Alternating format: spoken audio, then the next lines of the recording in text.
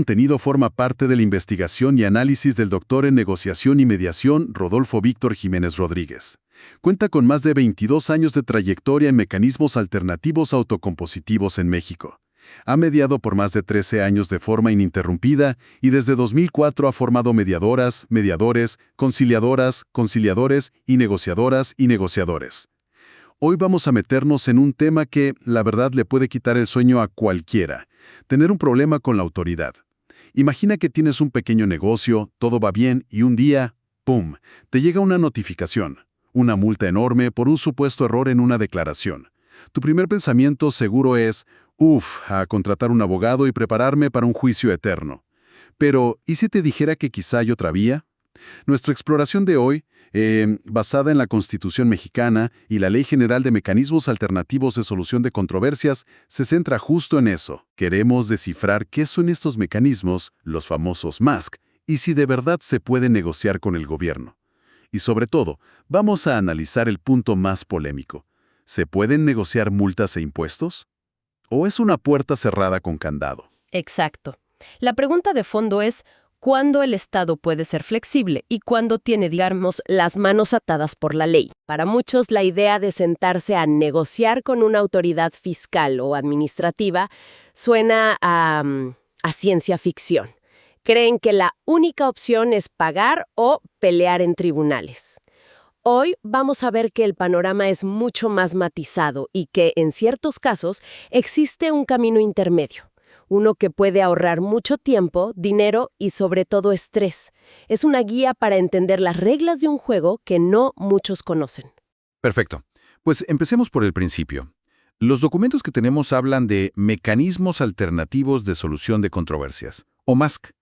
Dicho así, suena muy técnico. En palabras sencillas, ¿qué son? Son rutas distintas a la autopista de los juzgados. Son procedimientos como la mediación o la conciliación. En lugar de buscar un ganador y un perdedor, lo que buscan es que las dos partes construyan una solución juntas. Ajá. La clave es que interviene una tercera persona, un facilitador neutral, que no es un juez, no impone una decisión, sino que ayuda a que la comunicación fluya para que los involucrados encuentren un acuerdo que les sirva a ambos. El objetivo es cambiar la lógica del enfrentamiento por la de la colaboración. Interesante. Pero una cosa es un conflicto entre dos particulares y otra muy distinta es cuando uno de los involucrados es el gobierno, ¿no? ¿Se puede colaborar con una autoridad administrativa como si fuera, no sé, un vecino? Suena que ellos siempre tienen la sartén por el mango. Esa es la duda principal, y es muy válida. Aquí es donde entra la Ley General de MASC. Esta ley, digamos que abre la puerta y dice que sí, las autoridades administrativas pueden usar estos mecanismos. Pero, y este es un pero gigante, no se puede negociar cualquier cosa. La ley establece un límite muy claro, y todo gira en torno a una palabra que vamos a escuchar mucho hoy: transigibilidad. Un momento, esa palabra, transigibilidad, me suena muy de abogado. Si yo tengo un problema con Hacienda, como en el caso que imaginamos, ¿qué significa eso para mí, en la calle? ¿Puedo o no puedo sentarme a hablar con ellos? Es la pregunta clave. Pensemos en la transigibilidad como el menú de un restaurante. La autoridad es el mesero. Ok. Solo te puede ofrecer los platillos que están en la carta, es decir, lo que la ley le permite negociar. No puede inventarse un platillo nuevo o regalarte el postre si el gerente, que en este caso es la ley, no se lo autoriza expresamente. Si algo no está en ese menú legal, simplemente no es transaccionable. La autoridad no puede ceder en algo si la ley se lo prohíbe. Entendido. Es como si la ley dibujara un perímetro y la autoridad solo puede negociar lo que está dentro. La ley de MASC sería el procedimiento, pero es otra ley la que dice qué hay en la carta. ¿Y hay algún otro filtro o requisito antes de sentarse a la mesa?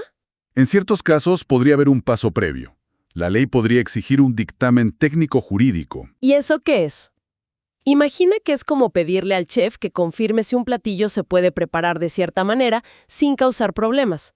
Este dictamen sirve para confirmar dos cosas. Primero, que el asunto es realmente negociable, que está en el menú. Ajá.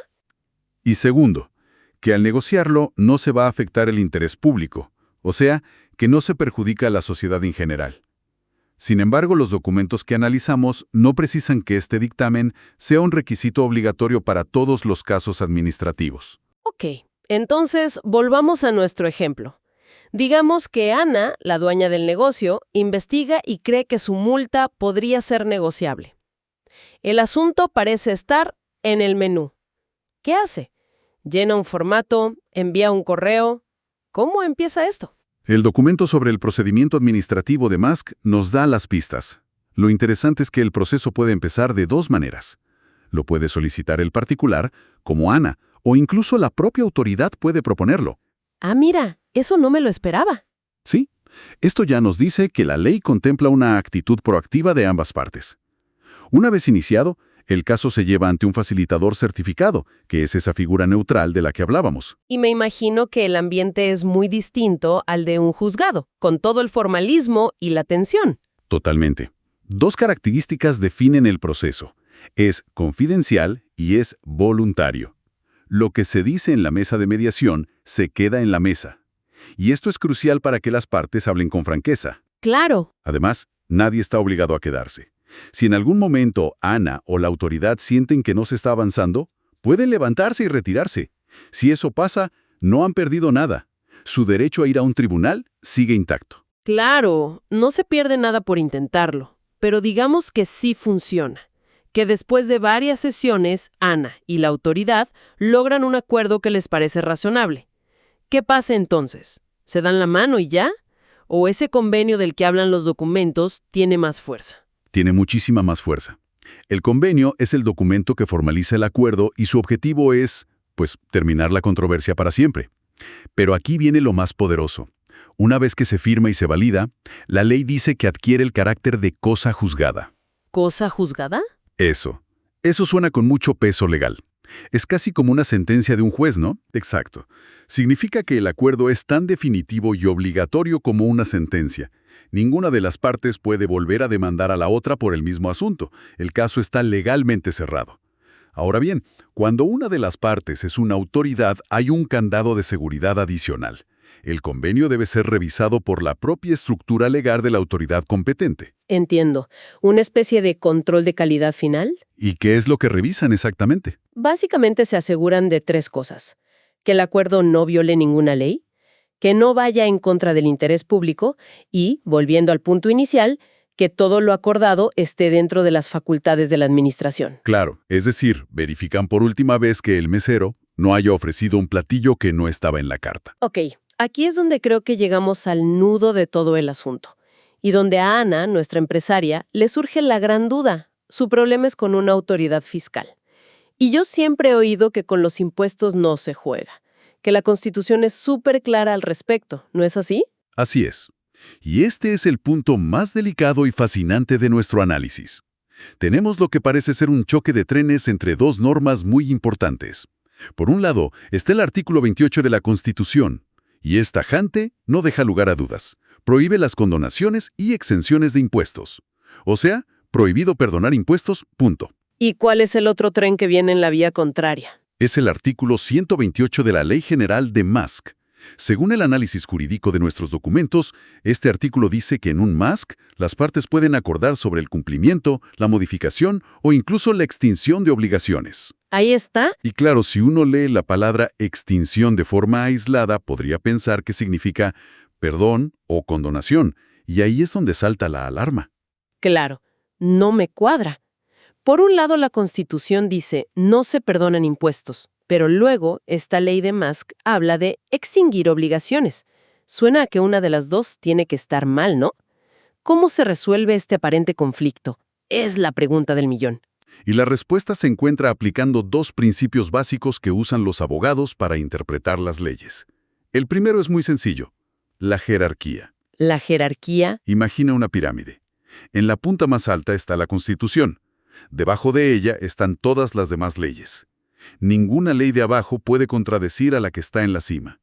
Es la regla de oro, la jefa de todas las leyes. Así que entre la Constitución y la ley de Musk, siempre gana la Constitución. La Constitución manda. Lógico. ¿Y el segundo principio? Se llama interpretación sistemática. Suena complicado, pero la idea es simple. Las leyes no son islas, forman parte de un archipiélago. No puedes leer un artículo aislado y sacar conclusiones. Tienes que leerlo en conjunto con los demás para que todo tenga sentido y armonice. Por lo tanto, el artículo 128 de la LGMS-AEC no puede estar creando una excepción secreta a la prohibición constitucional. Debe ser interpretado de una manera que respete el mandato de la Constitución.